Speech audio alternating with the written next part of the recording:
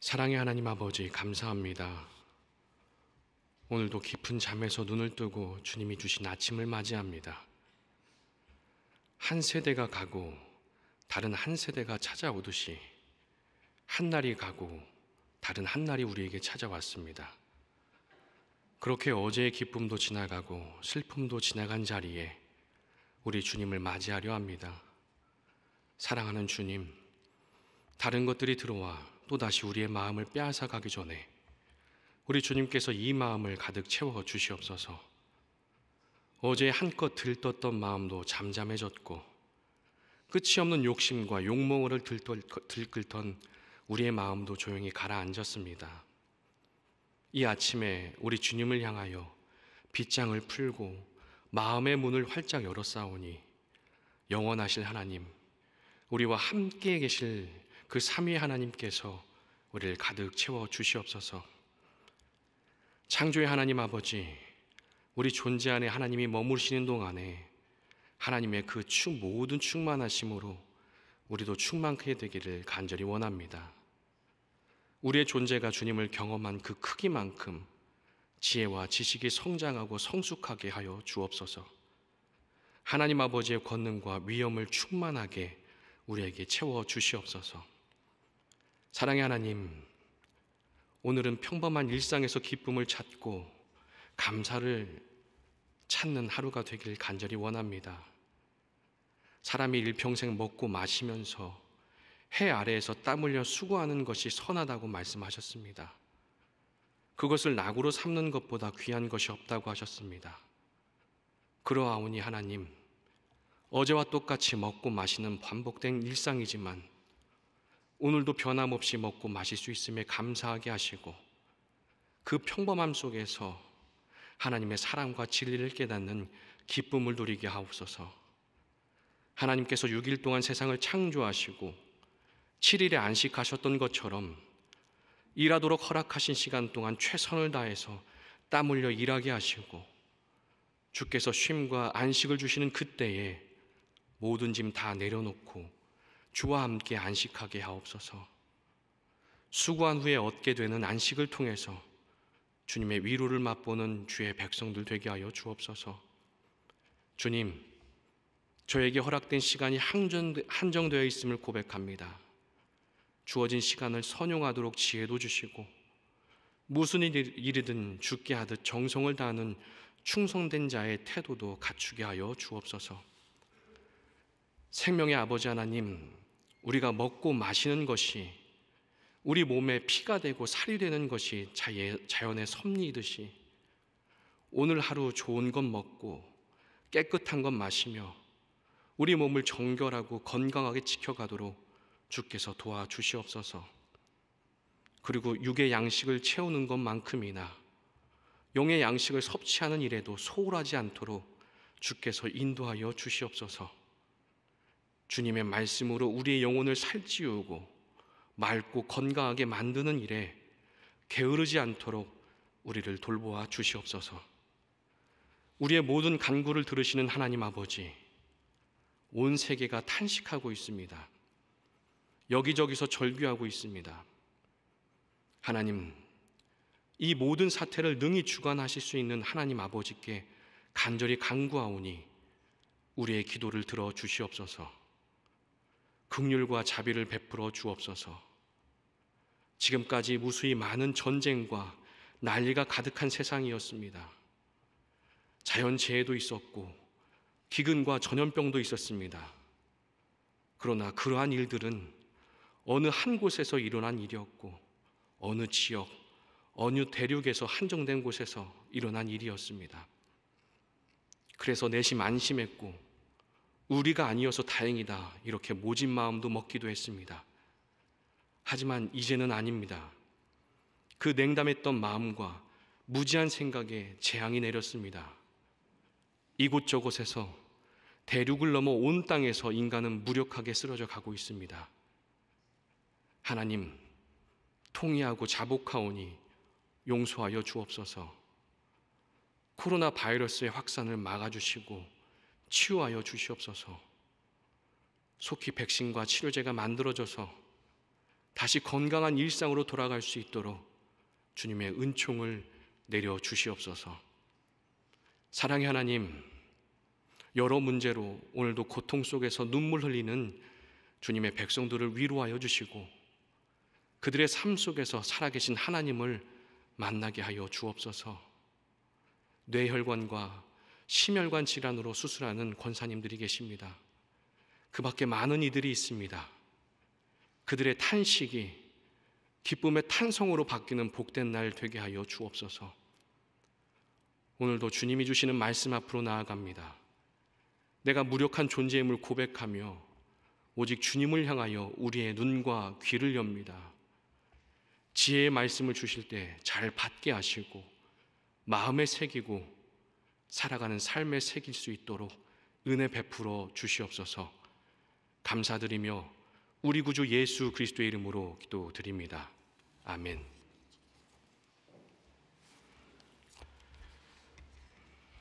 오늘 우리에게 주신 하나님의 말씀은 시편 112편 1절에서 10절까지의 말씀입니다. 시편 112편 1절에서 마지막 절까지 우리 한 목소리로 합독하겠습니다. 할렐루야, 여호와를 경외하며 그의 계명을 크게 즐거워하는 자는 복이 있도다. 그의 후손이 땅에서 강성함이여 정직한 자들의 후손에게 복이 있으리로다. 부와 재물이 그의 집에 있음이여 그의 공의가 영구히 서 있으리로다. 정직한 자들에게는 흑암 중에 빛이 일어나나니 그는 자비롭고 긍휼이 많으며 의로운 이로다.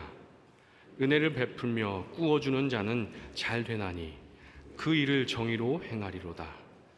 그는 영원히 흔들리지 아니하며 의인은 영원히 기억되리로다. 그는 흉한 소문을 두려워하지 아니하며 여호와를 의뢰하고 그의 마음을 굳게 정하였도다. 그의 마음이 견고하여 두려워하지 아니할 것이라. 그의 대적들이 받는 보응을 마침내 보리로다. 그가 재물을 흩어 빈궁한 자들에게 주었으니 그의 의가 영구히 있고 그의 뿔이 영광 중에 들리리로다.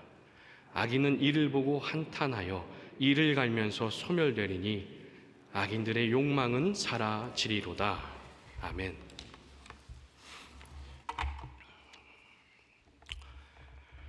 사람들은 복을 참 좋아합니다.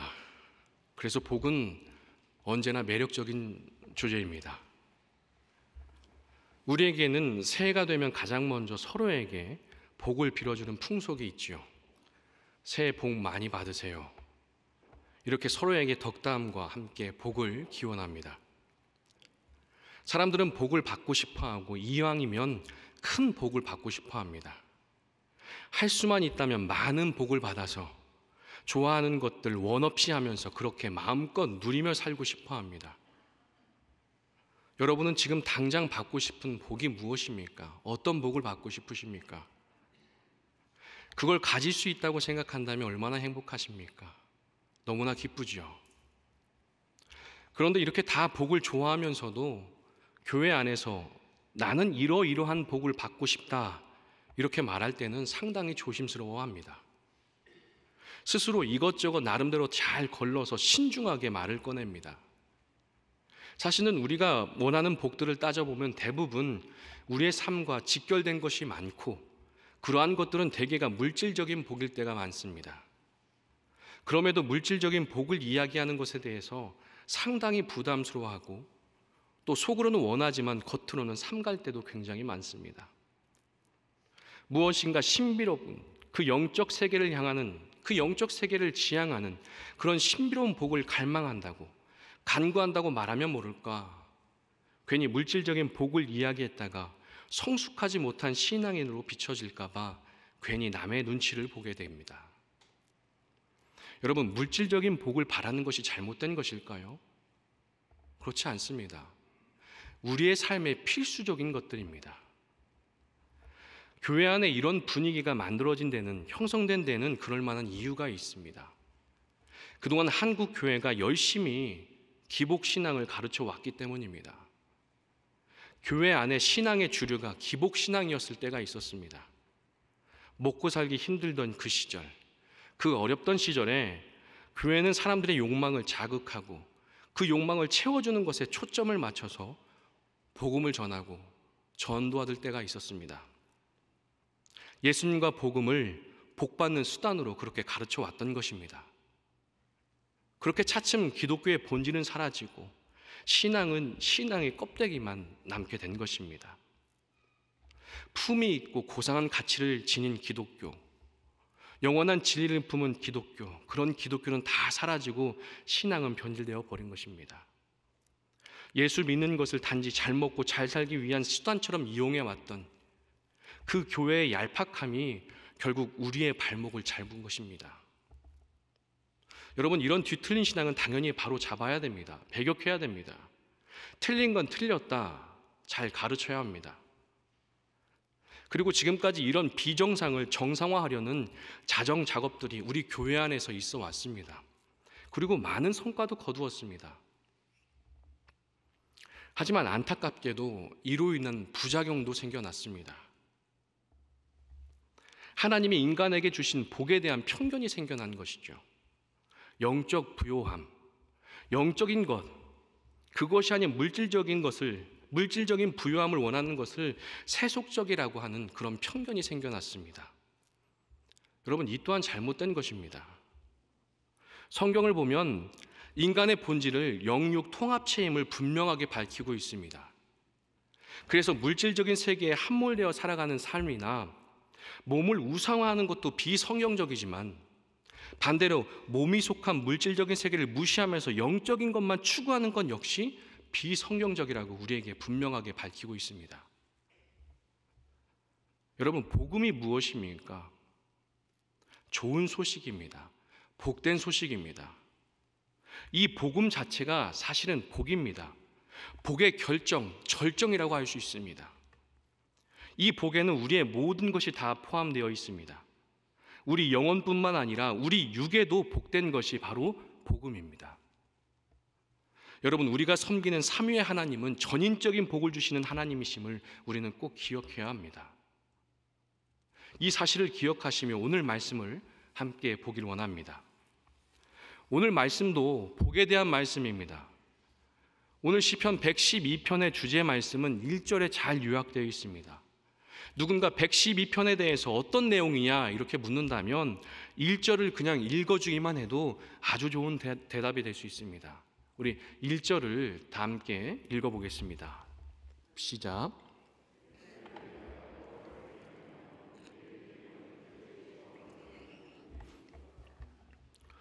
여호와를 경외하고 그의 계명을 크게 즐거워한 자는 복이 있도다. 좋은 대답입니다. 그러면 여호와를 경외한 자들이 받을 복은 어떤 것들이 있는가? 먼저 2절을 보겠습니다. 여호와를 경외하는 자가 받을 복은 자녀들의 강건함입니다.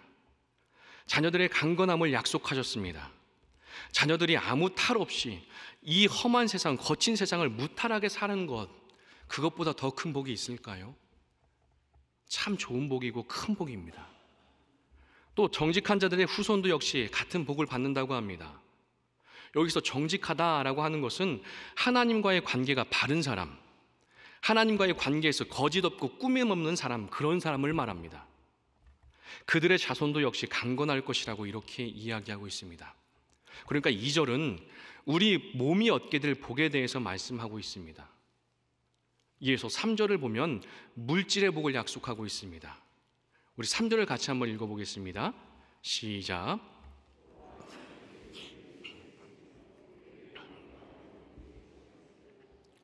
끝부분을 보면 그의 공의가 영구히 서 있으리라 이렇게 말씀하죠.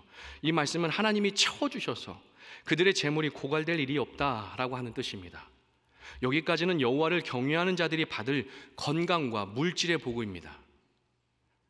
지금 우리가 확인한 것처럼 물질적인 부유함을 바라는 것이 결코 세속적인 것이 아니라는 겁니다. 하나님이 우리에게 주시는 아름다운 선물입니다. 그리고 이제 6절부터는 경외하는 자가 받을 마음의 복입니다. 즉 영적인 부요함에 대해서 말씀하고 있습니다.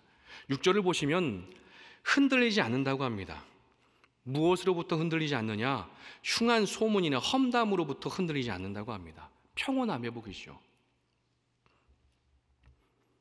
여러분, 사람은 소문에 약합니다.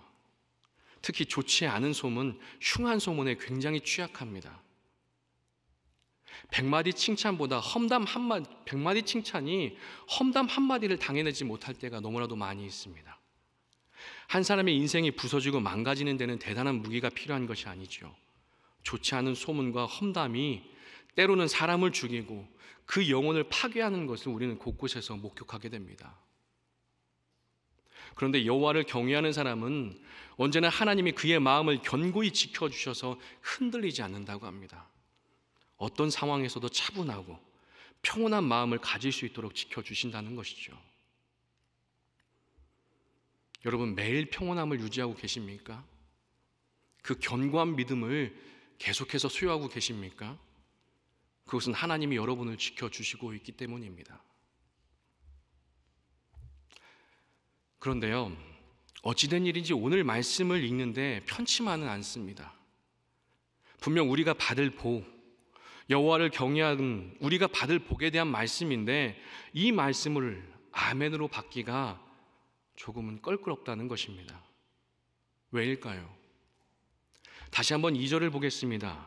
여호와를 경외하는 자들의 그 자녀들은 강건할 것이라고 약속했습니다. 여러분, 우리 주변을 좀 살펴보시길 바랍니다. 정말 다 그렇게 강건합니까? 건강합니까? 무병장수하고 있습니까? 신실한 믿음의 가정의 자녀들 중에서 병이 나고 아프고 다치고 죽는 일이 얼마나 많습니까? 우리의 머리로는 도대체 이해할 수 없는 일들이 정말 믿음의 가정, 그 신실한 가정 가운데 얼마나 많이 일어나고 있습니까? 지금도 너무나도 착하고 예쁜 딸이 10년 넘도록 암에 걸려 고통받는 가정이 있습니다. 정말 하나님이 경외하는 자들에게 건강을 그 복을 주시는 것이 맞는 것인지 의문이 생깁니다. 이 말씀을 잘 넘어간 사람이라고 해도 또 다른 난관이 있습니다. 3절을 보겠습니다. 부와 재물을 주시고 넘치도록 주신다고 합니다. 정말 그렇습니까? 오히려 말씀대로 살다가 손해보고 실패할 때가 얼마나 많습니까? 다른 건 차치하고라도 재정적으로 자립하지 못한 교회들이 얼마나 많습니까? 하나님의 몸된 교회라고 하는 그 교회조차도 재정적으로 어려움을 많이 겪습니다.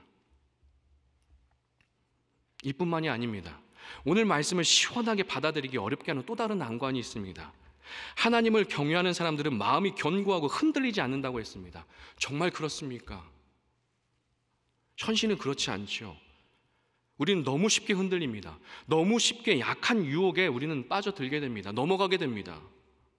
선택의 기로에서 때로는 잘못된 선택을 하고 그 결과로 쓰디쓴 고통을 맛보기도 합니다. 여러분, 이게 우리의 현실입니다. 오늘 말씀과는 너무나 차이가 있죠. 어떻게 된 것일까요? 하나님은 거짓말을 하지 않으신다고 하셨으니까 우리가 선택할 수 있는 방법은 하나입니다. 성경이 말하는 복의 실체에 대해서 다시 한번 우리가 확인해 보는 겁니다. 저는 성경적 관점에서 복을 다시 한번 생각해 봤습니다. 그때 성경에 흥미로운 인물들이 떠올랐습니다. 먼저는 모세라는 인물입니다. 오늘 말씀을 모세가 읽었다면 그는 어떤 반응을 보였을까요? 모세가 과연 오늘 말씀을 읽었다면 그는 무엇이라고 하나님께 말씀하셨을까요? 이야기했을까요? 이 사람 모세는 하나님께 기도했다가 매정하게 거절당한 사람입니다. 여러분이 잘 아는 것처럼 모세는 40년을 광야에서 이스라엘 지도자로 살았습니다. 그 고생은 말로 다 표현할 수 없는 것들이었습니다. 하지만 그렇게 온갖 고생을 다한 모세는 그 여정의 목적지라고 할 수 있는 가나안 땅에 들어가지 못했습니다. 고생이란 고생은 다 했지만 땅 한 번 밟아보지 못한 것이죠. 마땅히 그가 누려야 할 그 복을 그는 누리지 못했습니다. 그 땅을 눈으로 보는 것만으로 그는 만족해야 했습니다. 그때 가나안 땅에 들어가게 해달라고 그렇게 간청하는 모세에게 하나님은 이렇게 말씀하셨습니다. 그만하면 됐다. 더 이상 이 일로 내게 말하지 말아라. 여러분, 모세보다 더 경건하게 하나님을 따른 사람이 있었습니까? 당연히 큰 복을 받아야 마땅한 사람입니다. 그런데 복은 고사하고 마치 벌을 받은 사람처럼 가나안 땅에 들어가지 못했습니다. 모세는 오늘 말씀을 듣고 어떤 생각을 했을까요? 또 한 사람이 있습니다. 바로 바울입니다.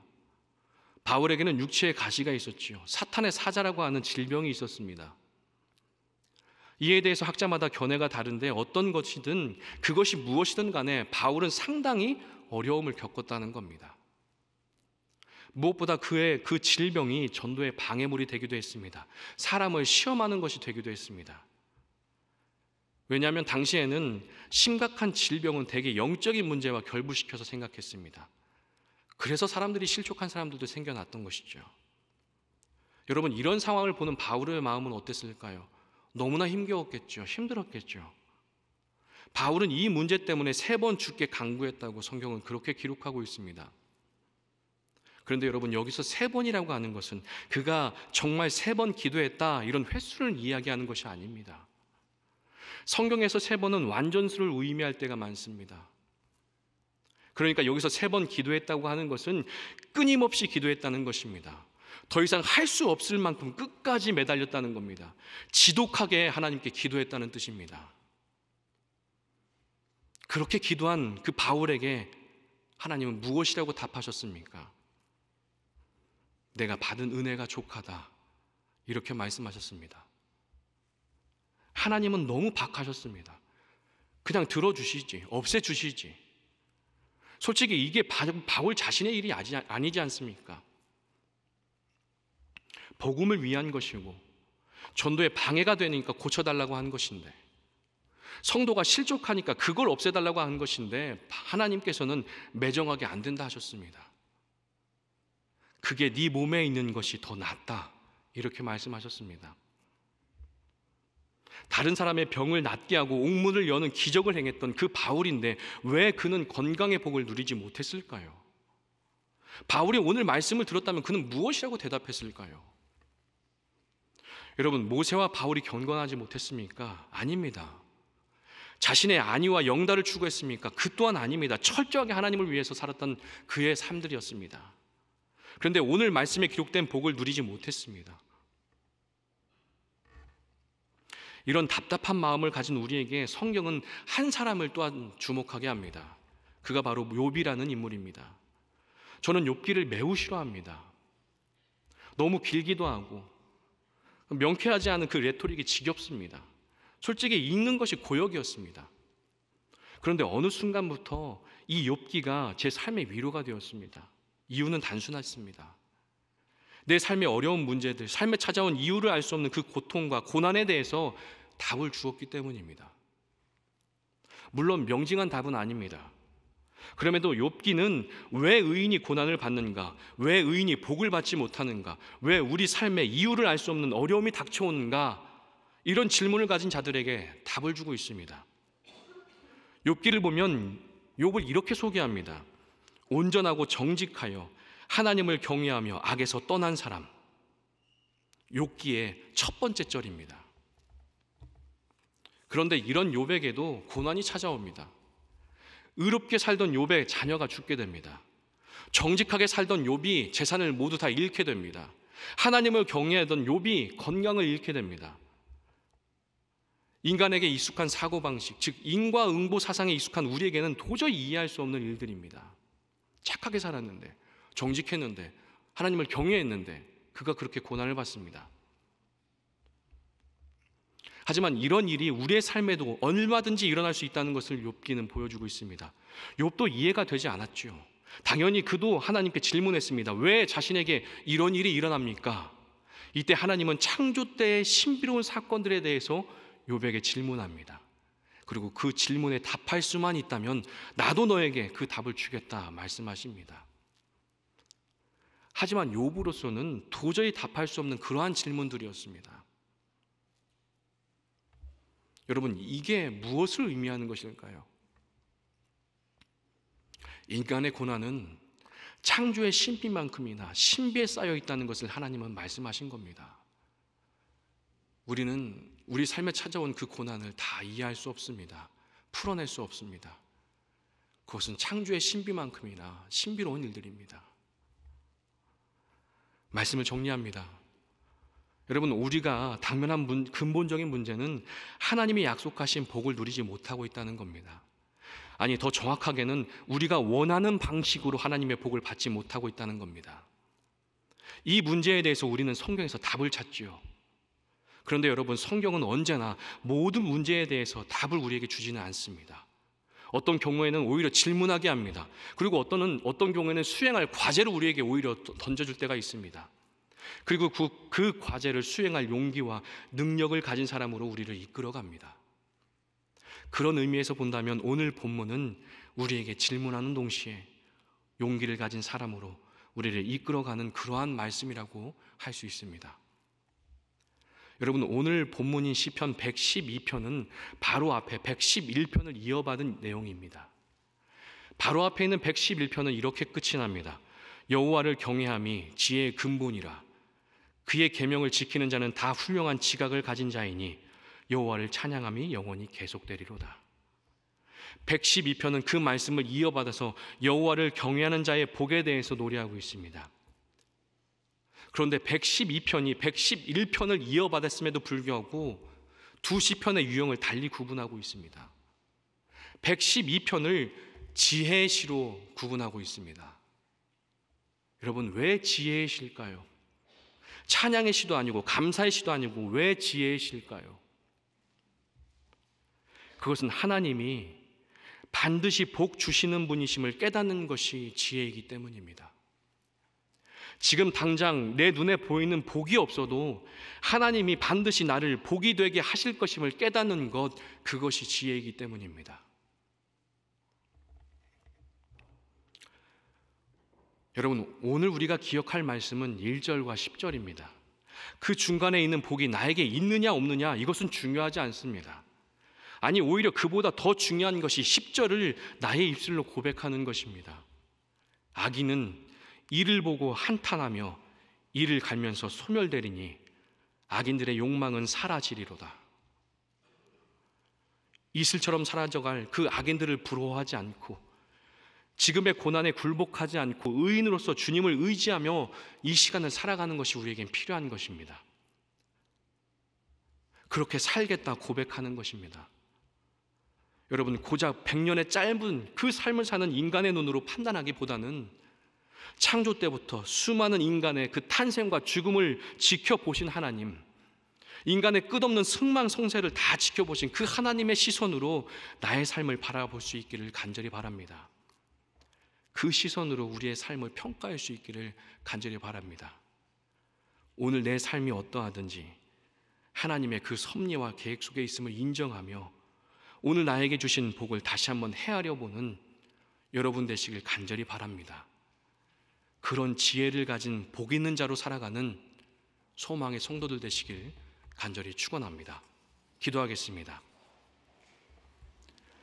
하늘에 계신 우리 아버지, 아버지의 이름을 거룩하게 하시며 아버지의 나라가 오게 하시며 아버지의 뜻이 하늘에서와 같이 땅에서도 이루어지게 하소서. 오늘 우리에게 일용할 양식을 주시고 우리가 우리에게 잘못한 사람을 용서하여 준 것 같이 우리 죄를 용서하여 주시고 우리를 시험에 빠지지 않게 하시고 악에서 구하소서. 나라와 권능과 영광이 영원히 아버지의 것입니다. 아멘.